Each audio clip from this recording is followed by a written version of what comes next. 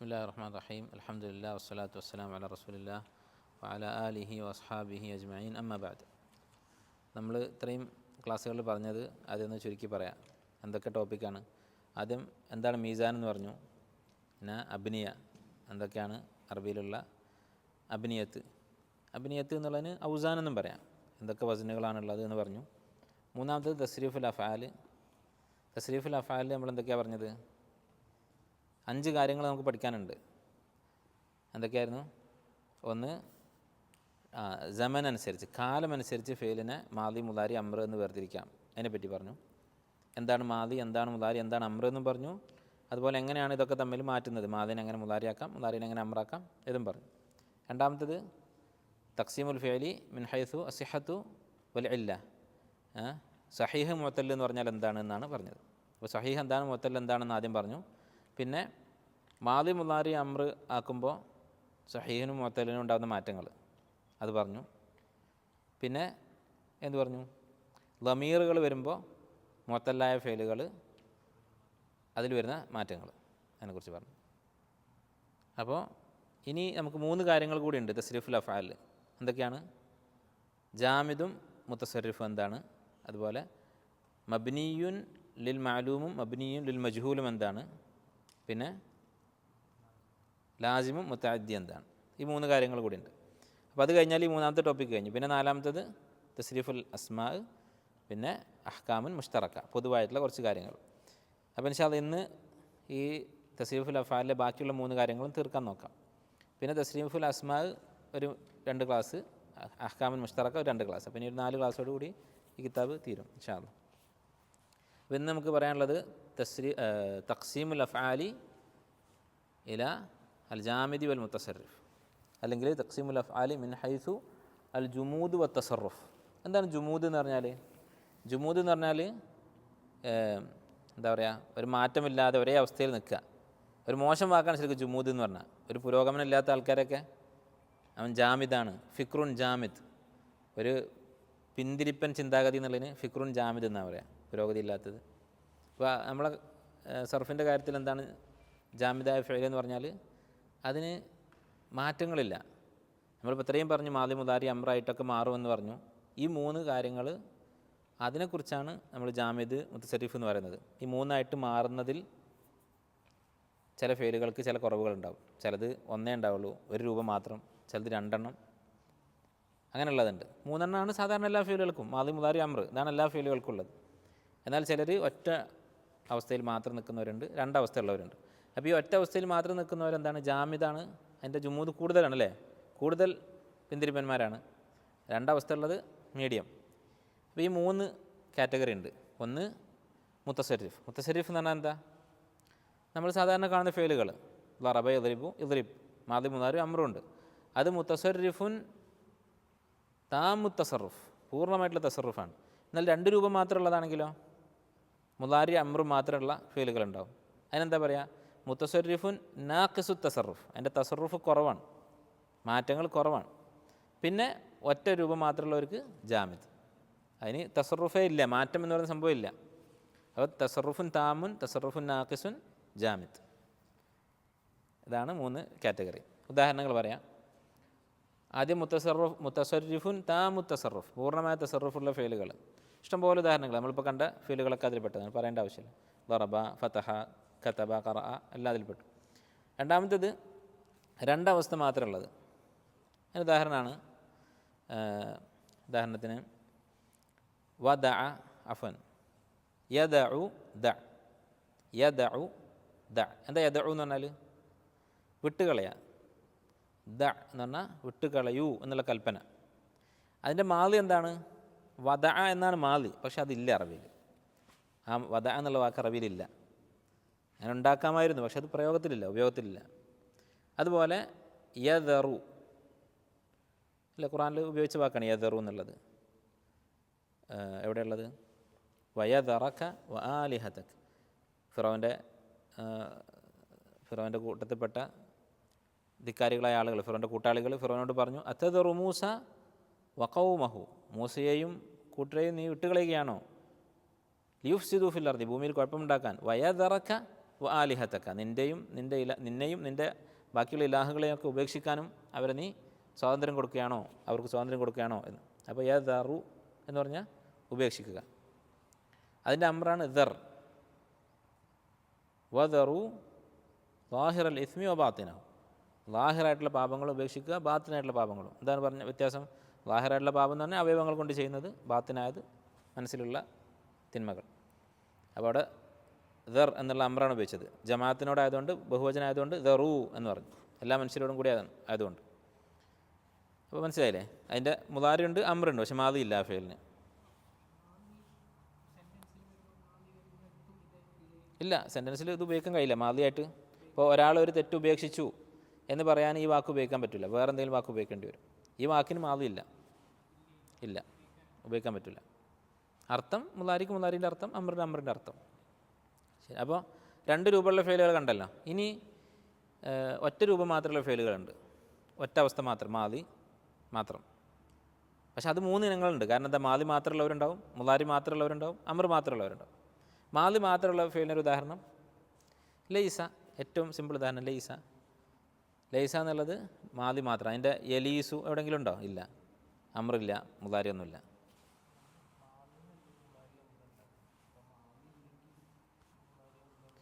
അത് ശരിയാണ് മാദി. പക്ഷെ മാദിയിൽ നിന്നാണോ ഉണ്ടാക്കുന്നത് അതോ മസ്തറിൽ നിന്നാണോ എന്ന് രണ്ട് അഭിപ്രായം ഉണ്ട്. ഒന്നാമത് ഇനി മാദിയിൽ നിന്നാണെന്ന് പറഞ്ഞാൽ തന്നെ പ്രയോഗത്തിലില്ലാത്തതുകൊണ്ടാണ്. ശരിയാണ്, നീ പറഞ്ഞത് പോയിൻ്റാണ്. മാദിയിൽ നിന്നാണ് എല്ലാ ഫെയിലിൻ്റെ മറ്റു രൂപങ്ങളൊക്കെ ഉണ്ടാകുന്നത് എന്നാണ് അധികം ഭാഷാ പണ്ഡിതന്മാരും പറയുന്നത്. അങ്ങനെ ആകുമ്പോൾ മാദി നിർബന്ധമാണ്. പക്ഷെ അത് പ്രയോഗത്തിലില്ല. ഇപ്പോൾ വദ എന്നുള്ളതിൻ്റെ മാദി ഉണ്ടല്ലോ, വദ യദഉ ദ. പക്ഷെ വദ എന്നുള്ളത് അറബികളുടെ കവിതകളിലോ ഖുറാനിലോ ഹദീസിലോ എവിടെയില്ല. അതുകൊണ്ട് അതില്ല എന്ന് പറയാൻ പറ്റുള്ളൂ. അങ്ങനെ ഇനി മാദി മാത്രമുള്ളത് നമ്മൾ പറഞ്ഞു ലൈസ. വേറെ ഉദാഹരണം ഖുറാനിൽ ഉപയോഗിച്ചൊരു ഫെയിലാണ് തൊഫിഖ. ഇത് തൊഫിഖ എന്നുള്ള അർത്ഥം ആദം നബിൻ്റെ കഥ പറഞ്ഞപ്പോൾ വത്തോഫിഖ യഖ്സിഫാനി അലിഹിമ മിൻ വറക്കിൽ ജന്ന. അവർ ആ പഴം തിന്നതിന് ശേഷം അവർക്ക് അവരുടെ നഗ്നത വെളിവായി. അങ്ങനെ അവർ സ്വർഗത്തിലെ ഇലകളെടുത്തിട്ട് നഗ്നത മറക്കാൻ തുടങ്ങി. അപ്പോൾ തോഫിഖ എന്ന് പറഞ്ഞാൽ ഒരു പ്രവൃത്തി തുടങ്ങി എന്നാണ് അർത്ഥം. തോഫിഖ യദ്റുസ്, അവൻ പഠിക്കാൻ തുടങ്ങി.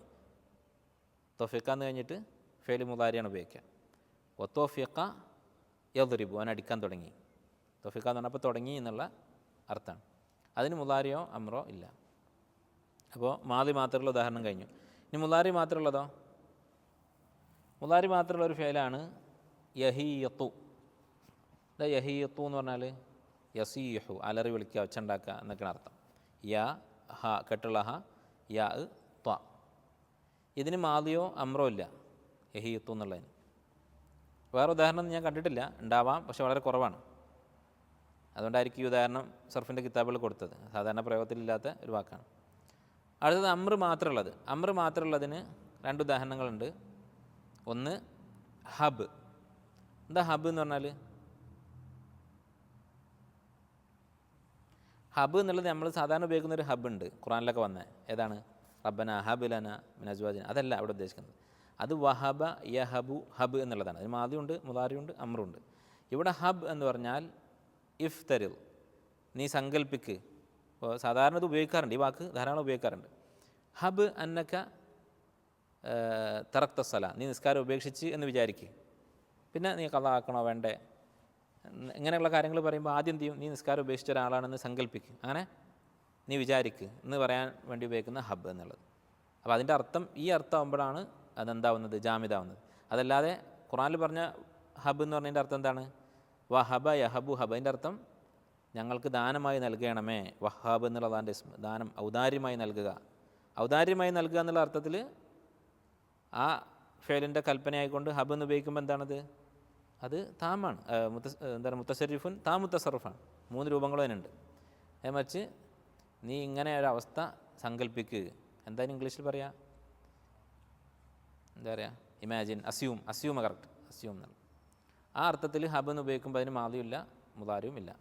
അതുപോലെ തന്നെ മറ്റൊരു ഫെയിലാണ് അമർ മാത്രമുള്ള തഅല്ലം. തഅല്ലം എന്ന് പറഞ്ഞത് ഇതുപോലെ തന്നെയാണ്. തഅല്ലമ യതഅല്ലമു തഅല്ലം എന്നുള്ള ആ തഅല്ലമല്ല ഇവിടെ ഉദ്ദേശിക്കുന്നത്. അതിൻ്റെ അർത്ഥം എന്താ? കഷ്ടപ്പെട്ട് പഠിക്കുക. നമ്മൾ പറഞ്ഞു തഫഅല വസ്നുള്ള ഫെയിലുകളൊക്കെ അർത്ഥം കഷ്ടപ്പാടോട് കൂടി ഒരു പ്രവൃത്തി ചെയ്യുന്നത്, കുറച്ച് സമയമെടുത്തൊരു പ്രവൃത്തി ചെയ്യുന്നതിനാണ് തഫഅല.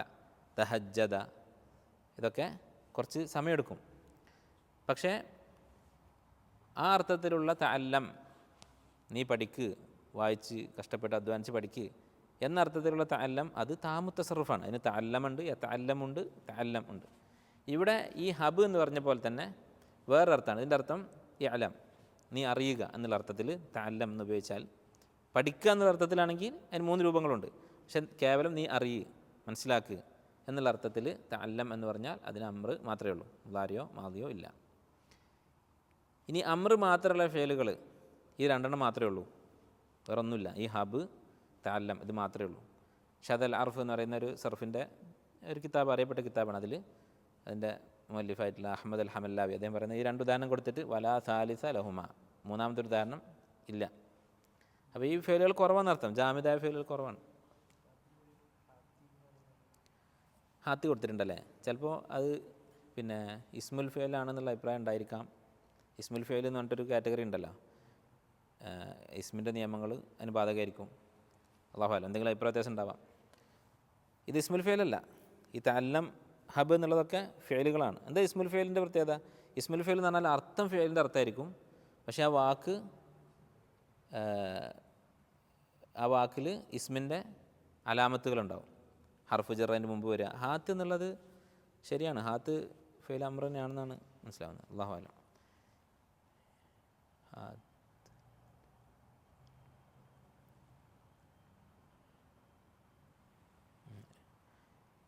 നോക്കണം ഇൻഷാ അല്ലാഹ് ഹാത്തിൻ്റെ അർത്ഥം പിന്നെ അഭിപ്രായ വ്യത്യാസം ഉണ്ടോ ഇല്ലേ എന്നുള്ളതൊക്കെ. അപ്പോൾ ഇതാണ് ജുമൂദും തസറുഫും കഴിഞ്ഞതോടുകൂടി. ഇത്രയേ ഉള്ളൂ. ഇത് എഴുതേണ്ട ആവശ്യമൊന്നുമില്ലല്ലോ. ഇനി അടുത്ത ടോപ്പിക് എന്താണ്? 4ാമത്തെ അൽ ലുസൂമു വ തഅദ്ദി. എന്താ ലുസൂമും തഅദ്ദി എന്ന് പറഞ്ഞാൽ? അപ്പോൾ നമ്മൾ ഇപ്പം പറഞ്ഞത്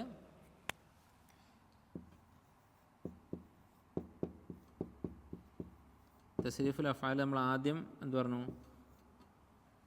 മിൻ ഹൈസു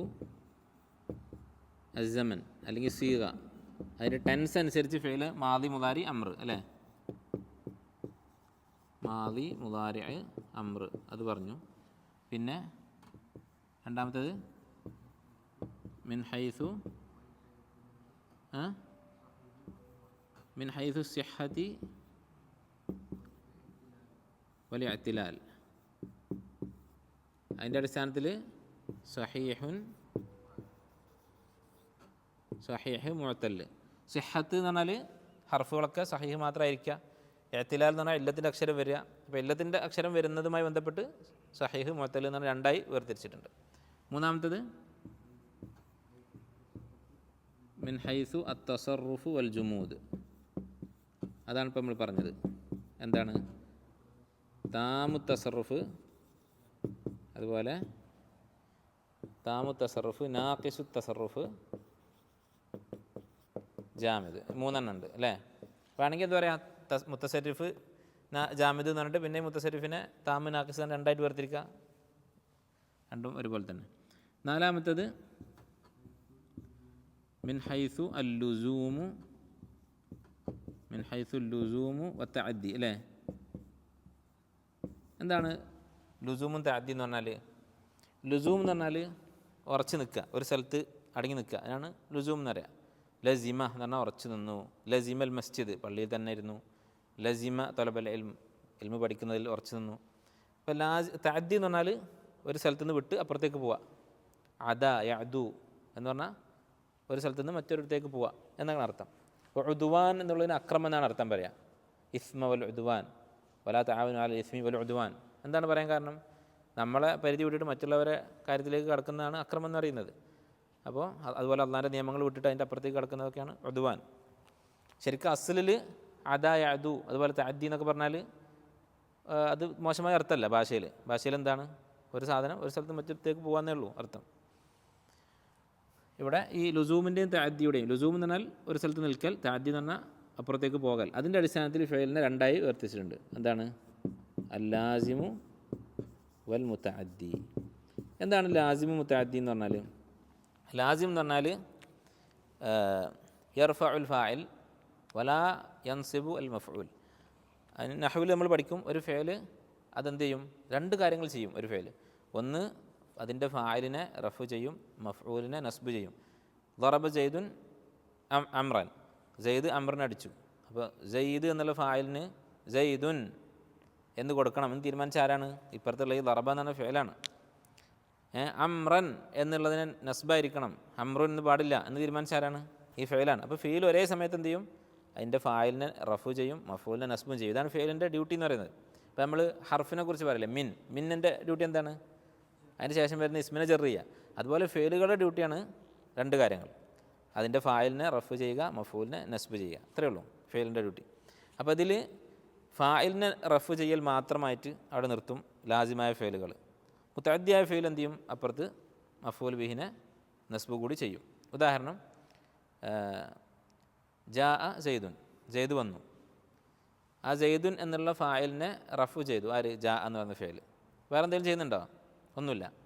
ഖറഅ മുഹമ്മദുൻ അൽ ഖുർആന, മുഹമ്മദ് ഖുർആൻ ഓതി. അപ്പോൾ ഇവിടെ ഖറഅ എന്നുള്ള ഫെയിൽ എന്ത് ചെയ്തു? മുഹമ്മദിന് റഫും കൊടുത്തു, ഖുർആൻ എന്നുള്ള ഇസ്മിന് നസ്ബും കൊടുത്തു. അതാണ് മുത്തഅദ്ദി. കുറച്ച് അപ്പുറത്തേക്ക് പോകുന്നുണ്ട്. ക്ലിയർ അല്ലേ? ഇനി മറ്റൊരു കാര്യം, ഇതെങ്ങനെ തിരിച്ചറിയാൻ പറ്റും ഈ ഫെയിൽ നമ്മുടെ മുമ്പിൽ കിടക്കുന്ന ഫെയിൽ ലാസിമാണ് മുത്തഅദ്ദിയാണെന്ന്? ഒരു ഹാ കൊടുത്താൽ മതി. അതാണ് എൻ്റെ അലാമത്ത്. ഹാ ദമീർ ഉണ്ടല്ലോ, ആ ദമീറായിട്ടുള്ള ഹാഇനെ സ്വീകരിക്കുന്നുണ്ടെങ്കിൽ അത് മുത്തഅദ്ദിയാണ്. ഇപ്പം ജാ എന്നുള്ളതിന് ശേഷം ഹാ കൊടുത്ത് നോക്ക്. ജാ അഹു ഉണ്ടോ? ജാ അഹു എന്നുള്ളത് ഉണ്ട്, പക്ഷേ അത് എന്തല്ല മഫൂൽ ബിഹി ആയിട്ട് സാധാരണഗതിയിൽ ഉപയോഗിക്കാറില്ല. നമ്മൾ ഉദാഹരണം മാറ്റാം, ജാ അഹു എന്ന് മാറ്റിയിട്ട്. കാരണം ജാ ഇലൈഹി എന്നുള്ള അർത്ഥത്തിൽ ജാ അഹു എന്ന് ഉപയോഗിക്കുന്നുണ്ട്. അത് തബസ്സമ, പുഞ്ചിരിച്ചു. തബസ്സമഹു എന്ന് പറയോ? ഇല്ല, തബസ്സമഹു എന്ന് പറയില്ല. ജാ അഫൻ, ജാ എന്നുള്ളത് എനിക്ക് സംശയമുണ്ട് മുത്തഅദ്ദിയാണെന്ന്. കാരണം ജാ അഹു എന്നുണ്ട്, ജാ അഹു എന്നുള്ളതുണ്ട്. ജാ ജയ്ദുൻ എന്നുള്ളത് ക്യാൻസൽ ചെയ്തു, തബസ്സമ എന്നാക്കി. തബസ്സമ ജയ്ദുൻ, ജയ്ദ് പുഞ്ചിരിച്ചു. അവിടെ ജയ്ദുൻ എന്നുള്ള ഫായിലിനെ റഫു ചെയ്തു അല്ലേ? തബസ്സമ ജയ്ദുൻ, നസ്ബല്ലല്ലോ, റഫാണ്. തബസ്സമ ജയ്ദുൻ, ഈ ഫായിലിനെ റഫ് ചെയ്തത് തബസ്സമ എന്നുള്ള ഫെയിലാണ്. വേറെ പുറത്ത് മഫൂൽ ബിഹിനെ നസ്ബ് എന്തെങ്കിലും ചെയ്തിട്ടുണ്ടോ? ഇല്ല. അതുപോലെ തന്നെ ഖറഅ മുഹമ്മദുൻ അൽ ഖുർആൻ, അവസാനത്തെ അക്ഷരം എഴുതണം, അതിൻ്റെ ഹർക്കത്ത് എഴുതണം. ഖറഅ മുഹമ്മദുൻ അൽ ഖുർആന. ഇവിടെ ഖറഅ എന്നുള്ള ഫെയിലും തബസ്സമ എന്നുള്ള ഫെയിലും നമ്മൾ വ്യത്യാസം നോക്കാം. തബസ്സമ എന്നുള്ള ഫെയിൽ ഈ സയ്യിദിന് റഫ് മാത്രം കൊടുത്തു. ഖറഅ എന്നുള്ളത് മുഹമ്മദിന് റഫ് കൊടുത്തു, അതിന് പുറമെ ഖുർആൻ എന്നുള്ള മഫൂലിന് നസ്ബ് ചെയ്തു. അപ്പോൾ ഇത് രണ്ടും ചെയ്യുന്നതാണ് മുത്തഅദ്ദിയായ ഫെയിൽ. ഇത് തിരിച്ചറിയാനുള്ള മാർഗ്ഗമാണ് ഞാൻ പറയുന്നത്. ഈ ഉദാഹരണം നമുക്കറിയില്ല എന്ന് വിചാരിക്കും, അങ്ങനെ ഒരു സെൻറ്റൻസും നമ്മുടെ മുന്നിലില്ല. അപ്പോൾ ഒരു ഹാവ് വെച്ച് കൊടുത്താൽ മതി. തബസ്സമഹു എന്ന് പറയാൻ പറ്റുമോ? ഇല്ല. അങ്ങനെ ഒരു, അത് നമ്മളെ എന്താ പറയുക, ഭാഷ പഠിക്കുന്ന ഒരാളെ ഒരു സലീക്കത്ത്, അവൻ്റെ എന്താ പറയുക, ഒരു ഫിത്രത്ത് അതിനെ സ്വീകരിക്കില്ല. തബസ്സമഹു എന്നുള്ളത് എവിടെയും കേട്ടിട്ടുണ്ടാവില്ല, ഖുർആനിലോ ഹദീസിലോ എവിടെയും ഉണ്ടാവില്ല. എന്നാൽ ഖറഅഹു എന്നില്ലേ? ഉണ്ട്. അപ്പോൾ ഖറഅ എന്താണ്? മുത്തഅദ്ദിയാണ്. അതുപോലെ മറ്റൊരു മാർഗ്ഗം, അതിൻ്റെ മഫ്ഊൽ, ഇസ്മുൽ മഫ്ഊൽ ഉണ്ടാക്കാൻ പറ്റുമെന്ന് നോക്കുക. ഇപ്പോൾ ഖറഅ എന്നുള്ളതിൻ്റെ ഇസ്മുൽ മഫ്ഊലാണ് മഖ്റൂ. മഖ്റൂ എന്നുണ്ട്. അതുപോലെ കത്തബൻ്റെ മക്തൂബ് എന്നുണ്ട്. പക്ഷേ തബസ്സമൻ്റെ മുതബസ്സം എന്നില്ല. മുതബസ്സമുൻ ലഹു എന്നോ അല്ലെങ്കിൽ മുതബസ്സമുൻ ഇലൈഹി എന്നൊക്കെ ഉണ്ടാവും, ഹർഫ് ജർ കൂട്ടിയിട്ട്. സ്വന്തമായിട്ട് പൂർണ്ണമായൊരു മഫ്ഊൽ, ഇസ്മുൽ മഫ്ഊൽ ഉണ്ടാവില്ല. ഒരു ജറിൻ്റെ സഹായം ഇല്ലാതെ ഒരു ഇസ്മുൽ മഫ്ഊൽ ഉണ്ടാവില്ല. അതും ഒരു അടയാളമാണ് ഈ ഹായിന് പുറമെ. ഈ രണ്ട് അടയാളം കൊണ്ട് തിരിച്ചറിയാൻ പറ്റും. അപ്പോൾ നിങ്ങൾ ഫെയിലുകൾ പറയും. ഉദാഹരണത്തിന് നമുക്ക് ലാസിമാണ് മുത്തഅദ്ദിയാണെന്ന് നോക്കാം. നമ്മൾ പഠിച്ച ഏതെങ്കിലും ഒരു ഫെയിൽ. ഇപ്പോൾ നമ്മൾ ഉദാഹരണത്തിന് നാക്കിസിൻ്റെ ഒക്കെ ഉദാഹരണം പറയാൻ വേണ്ടിയിട്ട് പറഞ്ഞു നോക്കണ്ടായിരുന്നില്ലേ കുറേ? റമ, റമ എന്നുള്ളത് എന്താ? റമ എന്നുള്ളത്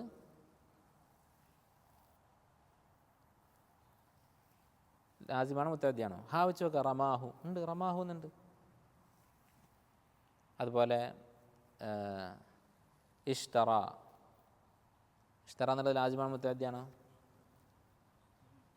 ഇഷ്തറയ്തു സയ്യാറ അല്ലെങ്കിൽ ഇഷ്തറയ്തുഹു ഉണ്ട്. അതുപോലെ വേറെ ത്വവ, മടക്കി. റക്കിബ, റക്കിബ ലാസിമ മുത്തഅദ്ദിയ? മുത്തഅദ്ദിയാണ്. റക്കിബ സയ്യാറ, റക്കിബ സയ്യാറത്ത എന്നാണ് പറയാം. നമ്മൾ മലയാളത്തിൽ ചിന്തിക്കുമ്പോൾ റക്കിബ ഫിസ്സയ്യാറത്തിയാണ്, അങ്ങനെയല്ല അറബിയിൽ റക്കിബ സയ്യാറത്ത്, റക്കിബൽ ഹിമാറ, അങ്ങനെ അവിടെ ഒരു ഫീൻ്റെ ആവശ്യമില്ല അറബിയിൽ. സൂറത്ത് അൽ കഹ്ഫിലെ മൂസാ നബിൻ്റെ കഥ തുടങ്ങുന്നിടത്ത് കപ്പൽ കയറി എന്നുള്ളതിന് എന്താ പറഞ്ഞത്? ഹത്ത ഇദ റക്കിബ, അവിടെ ഫീ വന്നിട്ടുണ്ടല്ലേ, ഫിസ് സഫീനത്തി വന്നിട്ടുണ്ട്. ഹത്ത ഇദ റക്കിബ ഫിസ് സഫീനത്തി ഹറക്കഹ. പക്ഷേ അതിൻ്റെ ആവശ്യമില്ല, ഫീൻ്റെ ആവശ്യമില്ല, ഉപയോഗിക്കാൻ എന്തെങ്കിലും കാരണം ഉണ്ടാവും അവിടെ, ഖുറാനിൽ നോക്കണം, എന്തെങ്കിലും കാരണമുണ്ട്. സാധാരണഗതിയിൽ ഉപയോഗിക്കാറില്ല ഫീ എന്നുള്ളത് റക്കിബൻ്റെ കൂടെ. ബസ്മലക്ക് മഫൂൽ ബിഹി ഉണ്ടോ? ഹു എന്ന് വെക്കലുണ്ടോ? ബസ്മല ഹു ഇല്ല, അപ്പോൾ അത് ലാസിമാണ്. ജൽജല എന്ന് പറഞ്ഞാൽ അർത്ഥം എന്താ? ജൽജല എന്ന് പറഞ്ഞാൽ ഫേലിൻ്റെ അർത്ഥം എന്താ? കുലുക്കി എന്നല്ലേ? അവിടെ മുത്തഅദ്ദിയാണ്.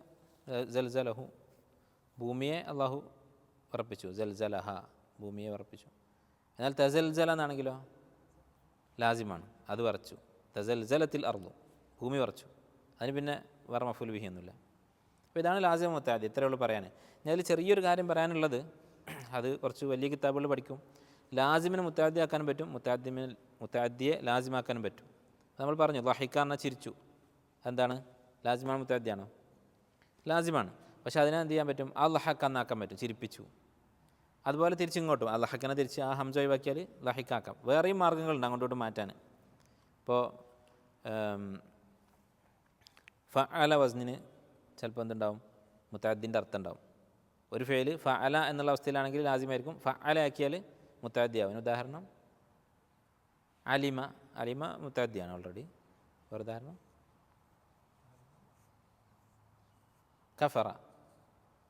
കഫറ നിഷേധിച്ചു. കഫറ എന്ന് പറഞ്ഞാലോ കാഫിറാക്കി, കഫറഹു, അവനെ കാഫിറാക്കി. അപ്പം അങ്ങനെ ഫഅലനെ ഫഅലയാക്കിയാൽ ചിലപ്പോൾ മുത്തഅദ്ദിയാക്കാൻ പറ്റും. മുത്തഅദ്ദിയാക്കാനുള്ള മാർഗ്ഗങ്ങൾ കുറേ മാർഗ്ഗങ്ങളുണ്ട്, തിരിച്ചിങ്ങോട്ടാക്കാനുള്ള മാർഗ്ഗങ്ങളുണ്ട്. അതൊക്കെ കുറച്ച് വലിയ കിതാബുകളിൽ പഠിക്കുന്നതാണ്. ഇനി അടുത്തത് എന്താണ് നമുക്ക് പഠിക്കാനുള്ളത്? ഇപ്പോൾ ലുസൂമും മുത്തഅദ്ദി കഴിഞ്ഞു. ഇനി അടുത്തത് മബ്നിയു ലിൽ മഅലൂമും മബ്നിയു ലിൽ മജ്ഹൂലും. അത് കുറച്ച് വിശദീകരിക്കാനുണ്ട്.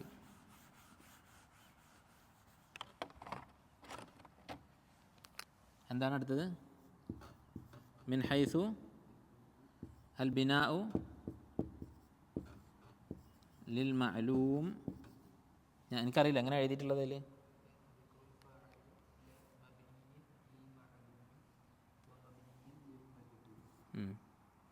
ഞാനിങ്ങനെ എഴുതാം, വൽ ബിനാഇ ലിൽ മജ്ഹൂൽ. എന്താണ് പറഞ്ഞത്? മിൻ ഹൈസു അൽ ബിനാഉ ലിൽ മഅലൂമി വൽ ബിനാഉ ലിൽ മജ്ഹൂലി. ബിനാ എന്ന് പറഞ്ഞാൽ എന്താണ്? ഉണ്ടാക്കുക. അപ്പോൾ ഈ ഫെയിൽ ഉണ്ടാക്കിയിട്ടുള്ളത് മഅലൂമിന് വേണ്ടിയാണ്, മജ്ഹൂലിന് വേണ്ടിയാണ്. അപ്പോൾ ഈ മഅലൂമും മജ്ഹൂലൊക്കെ ആരാണ്? ഫാഇൽ മഅലൂമായിട്ടുള്ളൊരു ഫായിലിന് വേണ്ടിയാണോ നമ്മൾ ഈ ഫെയിൽ ഉണ്ടാക്കുന്നത്, ഉപയോഗിക്കുന്നത്? അതല്ല മജ്ഹൂലായിട്ടുള്ളൊരു ഫായിലിന് വേണ്ടിയാണോ? അതിൻ്റെ അടിസ്ഥാനത്തിൽ ഫെയിലിൻ്റെ ഘടന മാറും. ഇപ്പോൾ ചില സന്ദർഭങ്ങളിൽ നമുക്ക് ഫായിലിനെ പറയാൻ പറ്റില്ല. ഇപ്പോൾ ഒരാൾ ഒരു കൊലപാതകം ചെയ്തിട്ടുണ്ട്. ഇപ്പോൾ നമ്മൾ അക്രമിയായ ഭരണാധികാരിയാണ്, ഒരാളെ കൊന്നിട്ടുണ്ട്. നമ്മൾ കൊല്ലപ്പെട്ട ആളെ ബന്ധുവാണ്.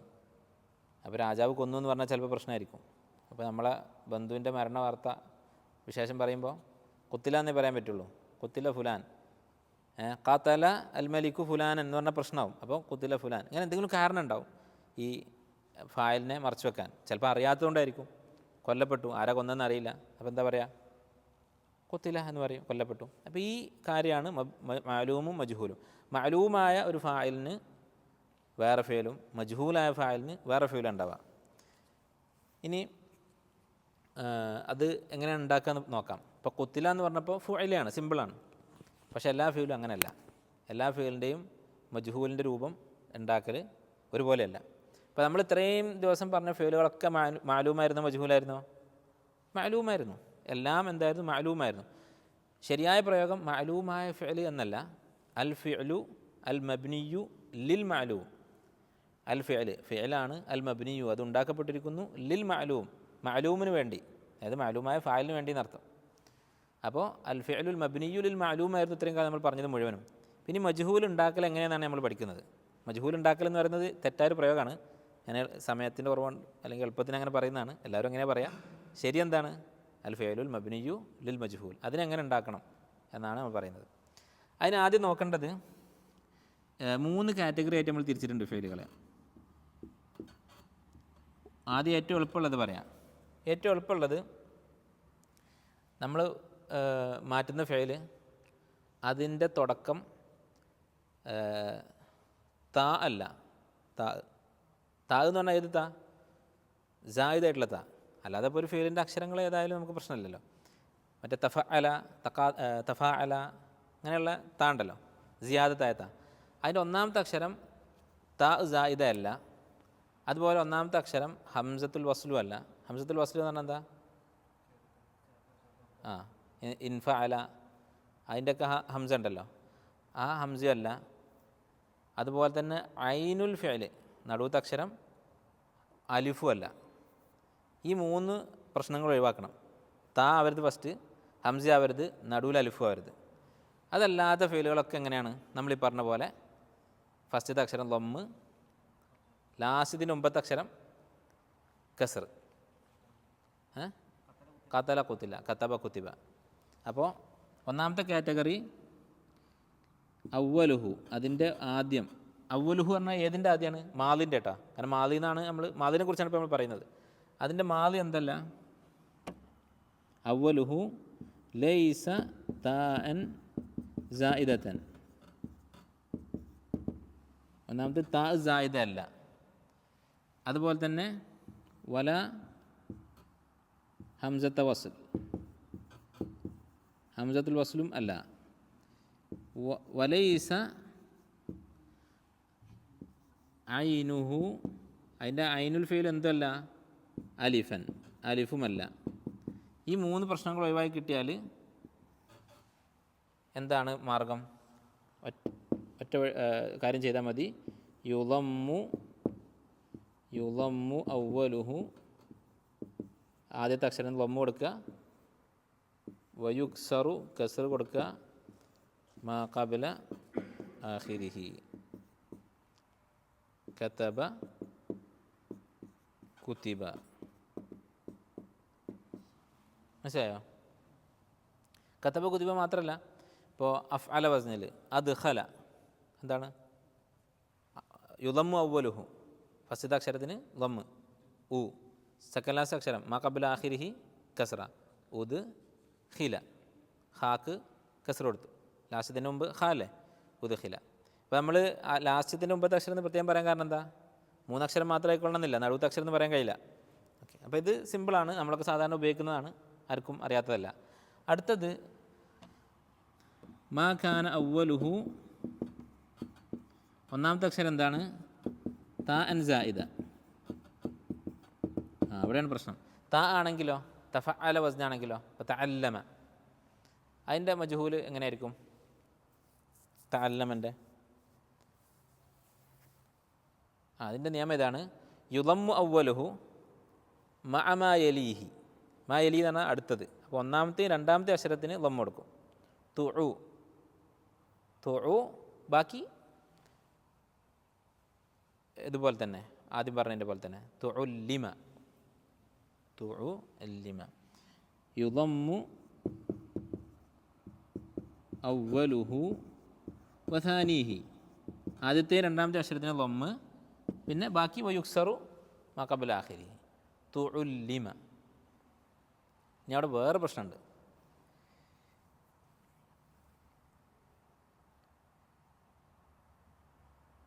ഇതിൽ മൂന്നാമത്തെ അക്ഷരം അലിഫാണെങ്കിൽ, അതായത് ആദ്യത്തെ അക്ഷരം താവാണ്, മൂന്നാമത്തെ അക്ഷരം അലിഫാണെന്ന് വിചാരിക്കുക. അപ്പോൾ ഒരു പ്രശ്നം ഉണ്ടാവുമല്ലോ. കാരണം 2 ലമ്മിന് ശേഷം അലിഫ് ശരിയാവില്ലല്ലോ. ലമ്മിന് ശേഷം അലിഫ് പറ്റും, നമ്മൾ പറഞ്ഞിട്ടുണ്ട് അല്ലേ. അലിഫ് എന്ന് പറഞ്ഞാൽ മലയാളത്തിലെ ഈ സംഭവമാണ്. അത് ഏത് ഹർക്കത്തിന് മുമ്പാണ് വരിക? ഇതാണ് മലയാളത്തിലെ ഈ ദീർഘമാണ് അറബിയിലെ ലൊമ്മ് എന്ന് പറയുന്നത്. അഫൻ ലൊമ്മല്ല, അലിഫ്. അതിൻ്റെ ഷേപ്പ് നോക്കിയിട്ട് ഞാൻ അലിഫ്. ഇത് ഏതിൻ്റെ മുമ്പാണ് വരിക മലയാളത്തിൽ? ഫത്തഹ് അല്ലേ. നമ്മൾ പറയുന്ന ഈ കാ പാ എന്നൊക്കെ പറയുന്നതൊക്കെ ഫത്തഹാണ് അല്ലേ. കാ. അപ്പോൾ ഇതിൻ്റെ ശേഷമല്ലേ ഇത് വരുള്ളൂ. അപ്പോൾ അറബിയിൽ എന്ത് വേണം? അലിഫിന് വരാൻ അതിൻ്റെ മുമ്പ് ഫത്ഹ് വേണം. അതുപോലെയാണ്. അപ്പോൾ എന്ത് ചെയ്യണം? ഒന്നുകിൽ അതിൻ്റെ മുമ്പത്തെ ഫത്ഹ് ആക്കണം. അത് പറ്റൂല, അതിന് കുഴപ്പമില്ല. ഇപ്പോൾ പിന്നെന്താ മാർഗ്ഗം? അലിഫിനെ മാറ്റുക. അലിഫിനെ മാറ്റിയിട്ട് എന്താക്കും? വാവാക്കും. കാരണം എന്താ? ലൊമ്മാണ് നിൽക്കുന്നത്. ലൊമ്മിന് യോജിച്ച അക്ഷരം വാവാണ് അല്ലേ? അപ്പോൾ എന്താവും? മൂന്നാമത്തത് വാവ്. അലിഫ് ഉണ്ടായിരുന്നത് വാവായി മാറും. ഉദാഹരണം തക്കാത്തല. തക്കാത്തലിൻ്റെ ആദ്യത്തെ താജായുധല്ലേ? അപ്പോൾ അതിനെ നമ്മളെന്ത് ചെയ്തു? രണ്ടക്ഷരത്തിന് ലൊമ്മ കൊടുത്തു. തു കൂ. പിന്നെ കൂന്ന് കഴിഞ്ഞിട്ട് അലിഫാണ് നിൽക്കുന്നത്. അപ്പോൾ അലിഫിനെ വാവാക്കും. തുക്കൂത്തില. അത് ഞാൻ പ്രത്യേകിച്ച് എഴുതുന്നൊന്നുമില്ല, ഇവിടെ ഈ ഉദാഹരണം മാത്രം എഴുതാം. തഫാഅല എന്തായിരിക്കും? തുഫൂഇല ആയിരിക്കും. ക്ലിയർ അല്ലേ? ഇനി അടുത്തത് ഐനുൽ ഫിഅൽ അലിഫാണ്. ഐനുൽ ഫിഅൽ അലിഫാണെങ്കിലോ മാ കാന അലിഫു ആഫൻ മാ കാന ഐനു മാദിഹി മാ കാന ഐനു മാദിഹി. മാദിൻ്റെ ഐനുൽ ഫിഅൽ അലിഫാണ്. അപ്പോൾ എന്തായിരിക്കും? യുക്സറു അവ്വലുഹു. ആദ്യത്തെ അക്ഷരത്തിന് കസ്ർ കൊടുക്കും.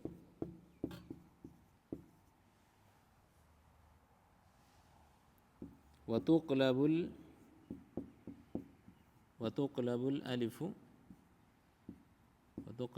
അലിഫു യാഅൻ.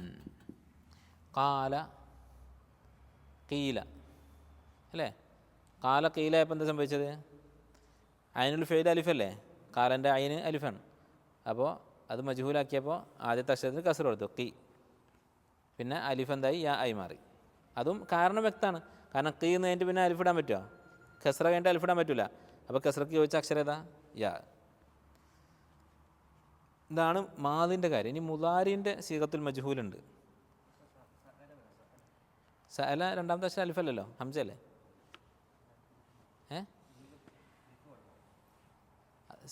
സഅലയിൽ അലിഫില്ല, സഅലയിൽ ഹംസയുള്ളൂ. ഹംസ അലിഫ് എന്താ വ്യത്യാസം? ആ ഈ ഉ എന്ന് പറയുന്നതാണ് ഹംസ. ഈ ദീർഘചിഹ്നമാണ് അലിഫ് എന്ന് പറയുന്നത്. ഹംസയെ അലിഫിൻ്റെ മുകളിൽ എഴുതും, വാവിൻ്റെ മുകളിൽ എഴുതും, യാൻ്റെ മുകളിൽ എഴുതും. അത് എഴുത്തുമായി ബന്ധപ്പെട്ട നിയമമാണ്. അത് എന്തുകൊണ്ട് അങ്ങനെ എഴുതുന്നു എന്നുള്ളത് ഇംല എന്ന് പറയുന്ന ഒരു പ്രത്യേക ഇൽമ തന്നെ പഠിക്കാനുണ്ട്. സർഫ് നഹു എന്ന് പറഞ്ഞ പോലെ ഇംല എന്ന് പറഞ്ഞ സംഭവം ഒറ്റ ദിവസം കൊണ്ട് പഠിക്കാനുള്ളൂ. അതുകൊണ്ട് തീരും ഇംല എന്ന് പറയുന്നത്. പക്ഷേ അവിടെ വിശദമായിട്ട് പറയും. ഈ അലിഫ് വടി കണ്ടിട്ട് എന്ത് ചെയ്യേണ്ടത്? അലിഫാൻ തെറ്റിദ്ധരിക്കേണ്ട, അത് അലിഫല്ല, ഹംസയാണ്. അപ്പോൾ സഅല എന്നുള്ളതിൽ പെടില്ല.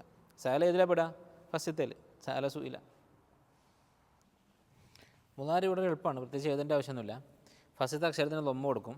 ഹർഫുൽ മുദാറ ഉണ്ടല്ലോ, എഫ് അലു എന്നതിൻ്റെ യാ ഉണ്ടല്ലോ, അതിന് ലൊമ്മ കൊടുക്കും. ലാസ്റ്റത്തിൻ്റെ മുമ്പത്തെ അക്ഷരം എന്ത് ചെയ്യും? ഫത്ത് കൊടുക്കും. ലാസ്റ്റത്തിൻ്റെ മുമ്പത്തെ അക്ഷരം ഫത്ത്.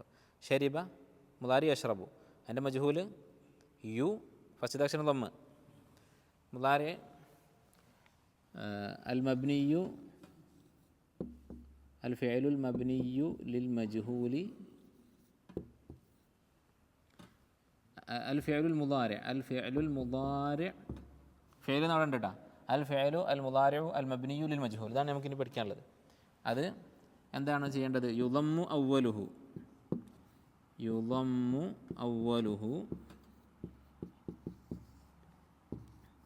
വയുഫ്തഹു മാ ഖബ്ല ആഖിരിഹി. ഫസ്റ്റത്തെ അക്ഷരത്തിന് ലൊമ്മ്, സെക്കൻഡ് ലാസ്റ്റ് അക്ഷരം മാ ഖബ്ല ആഖിരിഹി എന്ന് പറഞ്ഞാൽ സെക്കൻഡ് ലാസ്റ്റ് അക്ഷരത്തിന് ഫത്ഹ്.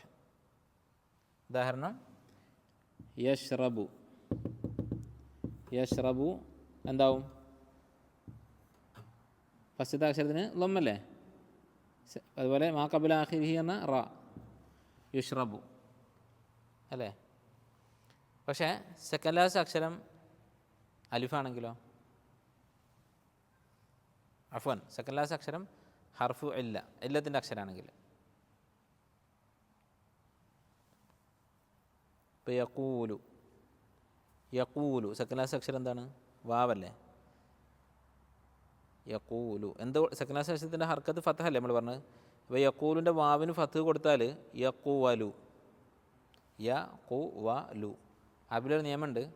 4 അക്ഷരങ്ങൾ ഹറക്കത്തിട്ടതായിക്കൊണ്ട് ഉണ്ടാവില്ല തുടർച്ചയായിട്ട്. അറബി ഭാഷൻ്റെ ഒരു പ്രത്യേകത നോക്ക്, ഹറക്കത്ത് നമുക്ക് പ്രയാസമല്ലേ പറയാൻ, സുക്കൂനല്ലേ സുഖം. അപ്പോൾ 4 അക്ഷരത്തിന് മുമ്പായിട്ട് ഒരു റെസ്റ്റ് തരും, 2-3 അക്ഷരം കഴിഞ്ഞിട്ടൊരു സുക്കൂൻ ഉണ്ടാവും എവിടെ നോക്കിയാലും. അപ്പോൾ ഇവിടെ അത് സാധിക്കില്ലല്ലോ. യഖു വലു എന്ന് പറഞ്ഞാൽ അപ്പോൾ എന്തു ചെയ്യും, ആ വാവിനെ അലിഫാക്കി മാറ്റും. അപ്പോൾ യുക്കാലു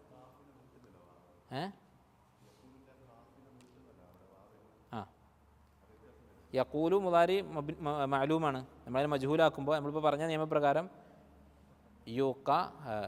യുഖു വലു എന്നാണ് വരേണ്ടത്, യുഖു വലു. അപ്പോൾ അതിനെന്ത് ചെയ്യും, ആലിഫിനെ വാവിനെ അലിഫാക്കും. വാവിനെ അലിഫാക്കുമ്പോൾ എന്ത് വേണം, തൊട്ട് മുമ്പത്തെ ആ ലമ്മ് ശരിയാവില്ല, കാരണം അലിഫിൻ്റെ മുമ്പ് ഫതഹേ പറ്റുള്ളൂ. അപ്പോൾ യുഖാലു. ഉദാഹരണം ഓർത്താൽ മതി. ഇത്രയും പറഞ്ഞതിൻ്റെ ചുരുക്കി പറഞ്ഞാൽ എന്താണ്, യഖൂലുവിൻ്റെ മജ്ഹൂൽ യുഖാലു ആണ്. ഇഷ്ടംപോലെ കേൾക്കുന്നതല്ല മാ യുഖാലുലക ഇല്ലാ മാ ഖദ് ഖീല ലിർറുസുലി മിൻ ഖബ്ലിക്. നിന്നെ പറ്റി മക്കക്കാർ പറയുന്ന ആരോപണങ്ങൾ വിഷമിക്കണ്ട, മുമ്പ് നബിമാരെ കുറിച്ച് പറഞ്ഞത് തന്നെയാണ് യുഖാലു പറയപ്പെടുന്നത്. അതുപോലെ ഇപ്പോൾ വാവ് മാറിയത് കണ്ടു. ഇനി യാ ആണെങ്കിലോ യുഖീമു. എന്താ യുഖീമു എന്ന് പറഞ്ഞാൽ ഒരു സ്ഥലത്ത് സ്ഥിരതാമസമാക്കുക. അഖാമ എന്ന് പറഞ്ഞാൽ ഒരു സ്ഥലത്ത് സ്ഥിരതാമസമാക്കി. അതിൻ്റെ മസ്തറാണ് ഇഖാമത്ത്. ഇഖാമ റെസിഡൻറ്റ്, നമ്മൾ ഇഖാമക്ക് ഇഖാമ എന്ന് പറയുന്നത് എന്താണ്, അവിടെ നിൽക്കാനുള്ള, അതാണ് ഇഖാമ. അപ്പോൾ അതിൻ്റെ മുളാരിയാണ് യുഖീമു. ഈ യുഖീമുവിൻ്റെ മജ്ഹൂൽ എന്താണ്, നമുക്ക് പറഞ്ഞ പോലെ നോക്കാം. യു ഖി പിന്നെ യാ ആണ് സെക്കൻഡ് ക്ലാസ്. അതിന് സെക്കൻഡ് ക്ലാസ് ലെറ്ററിന് ഫത്തഹല്ലേ. അപ്പോൾ യു ഖി യമു, അത് ബുദ്ധിമുട്ടാണ്. പറഞ്ഞ പോലെ 4 ഹർക്കത്ത് വന്നു. അപ്പോൾ എന്താവും, അലിഫാക്കണം എന്ന് നമ്മൾ പറഞ്ഞു. അപ്പോഴും ഖി കഴിഞ്ഞിട്ട് അലിഫ് പറ്റൂല, യു ഖി പിന്നെ അലിഫ്. അപ്പോൾ എന്താവും, യുഖാമു, അതിനെ ഫത്തഹാക്കി യുഖാമു. അപ്പോൾ അതോടെ എഴുതാം, വഇദാ കാന മാ ഖബ്ല ആഖിരിഹി ഹർഫ ഇല്ല. അവസാനത്തിൻ്റെ മുമ്പത്തെ അക്ഷരം ഇല്ലത്തിൻ്റെ അക്ഷരമാണെങ്കിൽ ഖുലിബ എന്തായി മാറും, അത് അലിഫൻ, അതിനെ അലിഫാക്കി മാറ്റും. ഉദാഹരണം യുഖീമു. യുഖീമു എന്താവും, യുഖാമു. ഇപ്പോൾ ഈ യാ അലിഫായി മാറി. അതുപോലെ യഖൂലു യുഖാലു, വാവ് അലിഫായി മാറി.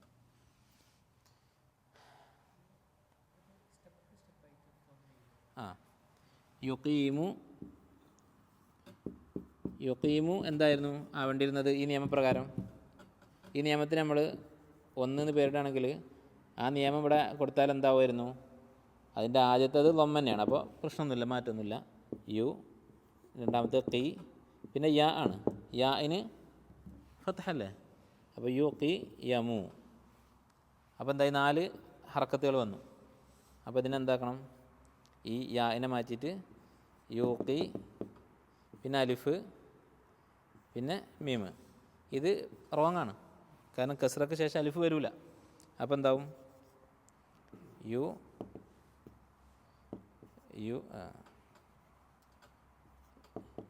യുഖാമു. അപ്പം എൻ്റെ ഫൈനൽ റിസൾട്ട് ഇത്രയേ ഉള്ളൂ. മജ്ഹൂൽ, മബ്നിയുൽ മാലൂമും മബ്നിയുൽ മജ്ഹൂലും. ഇനി തസ്രീഫുൽ അസ്മാ ആണ് ഇനി അടുത്ത് വരാനുള്ളത്. ഇൻഷാ അല്ലാഹ് 2 ക്ലാസ് പൊതുവായിട്ടുള്ള കുറച്ച് നിയമങ്ങൾ അതുകൂടി തീരും ഇൻഷാ അല്ലാഹ്. അപ്പോൾ എന്തെങ്കിലും ഇതിൽ ഡൗട്ട് ഉണ്ടെങ്കിൽ ചോദിച്ചോളൂ.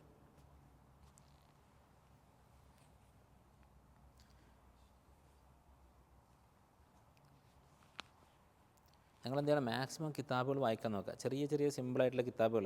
ഏറ്റവും നല്ലത് ഒന്ന് ഖുർആൻ എന്ന് പറഞ്ഞാൽ നമുക്ക് 2-3 ഗുണങ്ങളുണ്ട് ഖുർആനിലൂടെ അറബി പഠിക്കുന്നതിന്. ഒന്ന് ഇബാദത്താണ്, കൂലി കിട്ടുന്ന കാര്യം. രണ്ടാമത്തേത് ഖുർആൻ്റെ പരിഭാഷ നമ്മുടെ മുമ്പിലുണ്ട്. നമ്മളിപ്പോൾ ഒരു ദർസ് കേട്ടിട്ട് അറബി പഠിക്കുകയാണെങ്കിൽ ആ ദർസ് സബ് ടൈറ്റിലുള്ള ദർസ് കിട്ടണം. അങ്ങനെ പിന്നെ ഇഷ്ടംപോലെ നമുക്ക് കിട്ടില്ല ട്രാൻസ്ലേറ്റഡ് ആയിട്ടുള്ള ദർസുകൾ. പക്ഷേ ഖുർആൻ ട്രാൻസ്ലേഷൻ നമ്മുടെ മുമ്പിലുണ്ടല്ലോ, ഒരു കിതാബ് മുഴുവനായിട്ട് ട്രാൻസ്ലേറ്റഡ് ആയിട്ട് നമ്മുടെ മുമ്പിൽ. അത് വേർഡ് ടു വേർഡ് ട്രാൻസ്ലേഷൻ ആയിട്ടുള്ളതുണ്ട്. വേറെ ഒരു കിതാബ് നമുക്ക് ഇങ്ങനെ കിട്ടില്ല, ബൈ വേർഡ് ട്രാൻസ്ലേഷൻ കിട്ടില്ല. അപ്പോൾ അറബി പഠിക്കാൻ ഏറ്റവും നല്ലൊരു വഴിയാണ് ഖുർആൻ എന്ന് പറയുന്നത്. ഖുർആനിലൊരു സൂറത്ത് എടുക്കുക, പ്രത്യേകിച്ച് തുടർച്ചയായിട്ടുള്ള കഥകളുള്ള സൂറത്തുകൾ. അങ്ങനെ ആകുമ്പോൾ കുറച്ചുകൂടി എളുപ്പമുണ്ടാവും. സൂറത്ത് യൂസുഫ്, അല്ലെങ്കിൽ നമുക്ക് തഫ്സീർ നോക്കേണ്ടി വരും, ഇതിൻ്റെ അർത്ഥം എന്താണെന്ന് ശരിക്കും മനസ്സിലാവില്ല. അപ്പോൾ സിമ്പിളായിട്ടുള്ള കഥകൾ പറയുന്ന സൂറത്തുൽ ഖസസ്, സൂറത്തുൽ യൂസുഫ്, ഇങ്ങനെയുള്ള സൂറത്തുകൾ എടുത്തിട്ട്, അതുപോലെ എല്ലാവർക്കും അറിയാവുന്ന ആശയങ്ങളുള്ള ഇപ്പോൾ സൂറത്തുൽ ഹുജറാത്ത് സിമ്പിളായിട്ട് മനസ്സിലാവും, ഗീബത്തിനെ കുറിച്ച്. ലളിതമായിട്ടുള്ള സൂറത്തുകൾ എടുക്കുക. സൂറത്തുൽ ബഖറയൊക്കെ എടുത്തപ്പോൾ നമ്മൾ തൊലാഖിൻ്റെ ആയത്തിൻ്റെ അടുത്തെത്തിയാൽ ഇത് എന്താ പറയുന്നത് നമുക്ക് മനസ്സിലാവില്ല. അതിന് പകരം ഇങ്ങനെയുള്ള ഭാഗങ്ങൾ എടുക്കുക. എന്നിട്ട് നമ്മൾ പഠിച്ച നിയമങ്ങൾ അവിടെ കാണുന്നുണ്ടോ നോക്കുക. അതിന് ഏറ്റവും നല്ലൊരു ആപ്പാണ് ഞാൻ അന്ന് പറഞ്ഞ ആയ എന്ന് പറയുന്ന ഒരു ആപ്പുണ്ട്. അതിൽ ഓരോ വേർഡ് നമ്മൾ ലോങ് പ്രസ് ചെയ്താൽ അതിൻ്റെ സർഫിൻ്റെ നിയമങ്ങൾ, നഹ്വിൻ്റെ നിയമങ്ങളെല്ലാം കിട്ടും. അത് ഉപയോഗിച്ചിട്ട് ഖുർആൻ നോക്കുക, ഒരു മാർഗം. രണ്ടാമത്തേത് സിമ്പിളായിട്ടുള്ള പുസ്തകങ്ങൾ. അഫ്വാൻ, ആയല്ല വഹി, ആയല്ല വഹി. ഈ വഹി എന്ന് പറഞ്ഞാൽ നല്ലൊരു ആപ്പാണ്. അതിൽ ഇപ്പോൾ സ്ഥലങ്ങൾ, ഇപ്പം മദിയൻ, വൈല മദിയൻ അഹാഹും ഷൈബ, ആ മദിയൻ എന്നുള്ള വേർഡ് ലോങ് പ്രസ് ചെയ്താൽ അതിൻ്റെ ഇടയിൽ ലൊക്കേഷൻ ഉണ്ടാവും. ഗൂഗിൾ മാപ്പിൽ മദിയൻ എവിടെയാണ് കിടക്കുന്നതെന്ന് അറിയാൻ പറ്റും. അങ്ങനെ കുറേ സംഗതികളുണ്ട് അതിൽ. പിന്നെ ചിത്രങ്ങളുണ്ട്. പിന്നെ മന്ന വസൽവ, മന്ന സെൽവ എന്താണ്, അതിൻ്റെ ഇപ്പം ചിത്രം കൊടുക്കാൻ പറ്റുന്നതാണെങ്കിൽ അതിൻ്റെ ഫോട്ടോ ഉണ്ടാവും അതിൽ. അപ്പോൾ ഖുർആൻ. രണ്ടാമത്തേത് സിമ്പിളായിട്ടുള്ള പുസ്തകങ്ങൾ. ഏറ്റവും നല്ലത് ഇപ്പോൾ നമ്മൾ വീട്ടിലൊക്കെ ഉള്ള ചെറിയ കുട്ടികൾ, മദ്രസയിൽ പഠിക്കുന്ന കുട്ടികളുണ്ടെങ്കിൽ അവരെ സ്കൂളിലെ ബുക്ക്, അല്ല മദ്രസയിലെ അറബി ബുക്ക് എടുക്കുക. അപ്പോൾ അവരെ ലെവലിൽ, ഇപ്പം നമ്മളിപ്പോൾ അവരെ ലെവലിലാണുള്ളത്, അതുകൊണ്ട് അതിൽ ഉള്ള ടെക്സ്റ്റുകളുണ്ടാവും. നിങ്ങൾ ആലോചിച്ച്, നമ്മൾ ഏതൊരു ഭാഷ പഠിക്കുമ്പോഴും, ഇപ്പോൾ ഇംഗ്ലീഷ് നമ്മൾ പഠിച്ചു, അതുപോലെ ഹിന്ദി പഠിച്ചിട്ടുണ്ട് സ്കൂളിൽ. ഇതൊക്കെ പഠിക്കുമ്പോൾ ഏതെങ്കിലും ഒരു ലാംഗ്വേജിൽ ഒരു ചാപ്റ്റർ തുടങ്ങുമ്പോൾ നഹ്വിൻ്റെ സർഫിൻ്റെ ആ ഭാഷയിലെ ഗ്രാമർ നിയമങ്ങൾ പറയുന്നുണ്ടോ? എവിടെയില്ല. ഒരു പാഠത്തിൻ്റെ, ഒരു യൂണിറ്റിൻ്റെ, ലാംഗ്വേജ് പുസ്തകങ്ങളിൽ ഒരു യൂണിറ്റിൻ്റെ മെയിൻ പോർഷൻ എന്തായിരിക്കും? ഒരു ടെക്സ്റ്റ് ഉണ്ടാവും, പിന്നെ വായിക്കാനുള്ളൊരു പാസേജ് ഉണ്ടാവും. പിന്നെ അതിൻ്റെ ഹെൽപ്പായിട്ട് താഴെ കുറച്ച് ഗ്രാമറും കുറച്ച് വൊക്കാബുലറി എന്നൊക്കെ പറഞ്ഞിട്ട് താഴെ എക്സസൈസ് ഉണ്ടാവുക. മെയിൻ ഭാഗം എന്തായിരിക്കും? നമുക്ക് കോംപ്രിഹെൻഷന് വേണ്ടിയുള്ളൊരു സാധനം, ഒരു ടെക്സ്റ്റാണ് കൊടുക്കുക. ഏത് ഭാഷയിലാണെങ്കിൽ, ഹിന്ദി, മലയാളം, ഇംഗ്ലീഷ്, അറബി, നമ്മൾ പഠിച്ച ഏത് ഭാഷയിലും ടെക്സ്റ്റ് ബുക്ക് എങ്ങനെയുള്ളത്? അതിൽ മെയിൻ കിടക്കുന്നത് ഇത് തന്നെയാണ് അറബിയിലും നമ്മൾ ചെയ്യേണ്ടത്. പക്ഷേ അറബിയിൽ നമ്മൾ നേരെ തലകുത്തനെയാണ്. നമ്മൾ നേരെ ഈ എക്സസൈസ് കഴിഞ്ഞിട്ടാണ് പിന്നെ ഇങ്ങോട്ട് വരുന്നത്. അത് ശരിയല്ല. അതെങ്ങനെയാണ് ഇങ്ങനെ ആയിപ്പോയത് അല്ലാഹു ആലം. എനിക്ക് തോന്നുന്നു ഒരു കാരണം, അറബികൾക്ക് ഓൾറെഡി ഇതിൻ്റെ ആവശ്യമില്ല, കാരണം അവരെ ഭാഷയാണ്. നമ്മൾ അവരെ കോപ്പി ചെയ്യണം. അവർ ഭാഷ പഠിക്കാൻ തുടങ്ങുമ്പോൾ നേരെ നഹ്വ പഠിക്കുക, കാരണം അവർക്ക് ഓൾറെഡി വേർഡ്സ് അവരുടെ കയ്യിലുണ്ട്. പക്ഷെ നമ്മൾ അങ്ങനെ കോപ്പി ചെയ്യുന്നതിൽ അർത്ഥമല്ല. നമ്മൾ ആദ്യം കുറച്ച് വാക്കുകൾ ഉണ്ടാക്കണം. പക്ഷേ തീരെ നിയമം അറിയാതെ ഈ വാക്കുകൾ ഉണ്ടാക്കാൻ പ്രയാസമാണ്. ഇപ്പം നിങ്ങൾ കുറച്ച് മനസ്സിലാക്കി, ഇപ്പോൾ സർഫിൻ്റെ കുറേ നിയമങ്ങൾ മനസ്സിലാക്കി. ഇനി ഇൻഷാ അല്ലാഹ് നഹ്വിൽ ഇതുപോലെ നഹ്വു സഗീർ എന്ന് പറഞ്ഞ കിതാബുണ്ട്. അതും ഏകദേശം 15 ക്ലാസ്സിൽ തീർക്കാൻ പറ്റും. അതുകൂടി പഠിച്ചാൽ നിയമങ്ങൾ അത്രേ വേണ്ടുള്ളൂ. ബാക്കി വേർഡ്സ് ഉണ്ടാക്കാൻ നോക്കാം. അതിന് ഈ പറഞ്ഞ പോലെ ഖുർആൻ, അതുപോലെ ചെറിയ കുട്ടികളുടെ ടെക്സ്റ്റ് ബുക്കുകൾ, അതുപോലെ ഈ സബ് ടൈറ്റിലുള്ള വീഡിയോസ് ഉണ്ടാവും, ക്ലാസ്സുകൾ, ഇതൊക്കെ ഉപയോഗപ്പെടുത്തിയിട്ട് പഠിക്കുക. അങ്ങനെയാണെങ്കിൽ അതവിടെ ഉറച്ച് നിൽക്കും, വേർഡ്സ് നമുക്ക് കിട്ടും. പിന്നെ ഈ നിയമങ്ങൾ അപ്ലൈ ചെയ്യുക എന്നുള്ളതാണ്. ഇപ്പം ഈ പറഞ്ഞത് മൊത്തം യുക്കാലു എന്നുള്ള യക്കോലു യുക്കാലു ആക്കാനുള്ള മാർഗ്ഗങ്ങളാണ് ഈ കണ്ടത്. ഇതിൻ്റെ വല്ല ആവശ്യമുണ്ടോ? ഖുർആൻ ഹിഫ്ലുള്ള ഒരാളാണ് നമ്മളെന്നുണ്ടെങ്കിൽ മാ യുക്കാലുലൊക്കെ ഇല്ല മാ കഥ കീലി റസൂലിമൻ കബലിക്ക് ഈ ആയത്ത് പറഞ്ഞാൽ പിന്നെ അവനിതൊന്നും മറക്കൂല. ആ യുക്കാല് പോലെ തന്നെയാണ് ബാക്കിയുള്ള ഫീലുകളൊക്കെ, കാല എന്ന രൂപത്തിലുള്ള ഫീലുകളൊക്കെ ഇങ്ങനെ തന്നെ ആയിരിക്കും എന്ന് പറഞ്ഞെടുത്താൽ കഴിഞ്ഞ്. അപ്പോൾ അതുകൊണ്ട് വേർഡ്സിൻ്റെ കുറവായിരിക്കും നമുക്ക് തടസ്സം. അത് മറികടക്കാൻ വേണ്ടി പരമാവധി ശ്രമിക്കാം. പിന്നെ അറിയാത്തത് ഡിക്ഷണറി നോക്കി ശീലിക്കാം. ഞാൻ ഗ്രൂപ്പിൽ ഷെയർ ചെയ്തിട്ടുണ്ട്, മുഖ്താർ സിഹാഹും അതുപോലെ തന്നെ മിസ്ബാഹുൽ മുനീറും. ഈ 2 ഡിക്ഷണറികൾ എങ്ങനെയാണ് യൂസ് ചെയ്യുകയെന്ന് വെച്ചാൽ 2 രീതിയുണ്ട്. ഒന്ന്, ആ ഡിക്ഷണറി മുഴുവനായിട്ട് വായിക്കുക. ചില പണ്ഡിതന്മാർ ഡിക്ഷണറി ഹിഫ്ലാക്കാറുണ്ട്. പ്രത്യേകിച്ച് മുഖ്താർ സിഹാഹ് എന്ന് പറഞ്ഞാൽ ചെറുതാണ്, അത് മുഴുവൻ വായിക്കാൻ കുറച്ച് സമയം മതി. അതൊരു മാർഗ്ഗം. രണ്ടാമത്തെ മാർഗ്ഗം, ഇതുപോലെ നമ്മൾ ഖുർആൻ വായിക്കുമ്പോൾ, അല്ലെങ്കിൽ ഈ മദ്രസയിലെ ബുക്കോ വേറെ എന്തെങ്കിലും ഇങ്ങനത്തെ പുസ്തകങ്ങൾ വായിക്കുമ്പോൾ അതിൽ കാണുന്ന വാക്കുകൾ ഇതിൽ നോക്കുക. നേരെ ഇംഗ്ലീഷ് ട്രാൻസ്ലേഷൻ നോക്കരുത്, അല്ലെങ്കിൽ മലയാളം ഡിക്ഷണറി നോക്കരുത്. ആദ്യം ഇതിൽ നോക്കിയിട്ട് മനസ്സിലായിട്ടില്ലെങ്കിൽ മാത്രം വേറെ ഭാഷയിലെ ഡിക്ഷണറി നോക്കുക. അങ്ങനെ ചെയ്താൽ വാക്കുകൾ മനസ്സിലാവും. പിന്നെ നമ്മൾ പഠിക്കുന്ന ഈ നിയമങ്ങൾ നമുക്ക് അപ്ലൈ ചെയ്യാനുള്ളൊരു അവസരം കിട്ടും. ഇപ്പോൾ ഈ വഴിയിലേക്ക് ഇറങ്ങണം. ഇനി ഇൻഷാ അല്ലാഹ് നമുക്കറിയാത്ത കൺഫ്യൂഷൻ ആവുന്ന കുറേ കാര്യങ്ങളുണ്ടാവും. അതൊക്കെ നഹ്വ് പഠിക്കുമ്പോൾ കുറേ മാറി കിട്ടും. എന്തെങ്കിലും ഡൗട്ട് ഇതിലുണ്ടെങ്കിൽ ചോദിച്ചോളൂ ഇൻഷാ അല്ലാഹ്.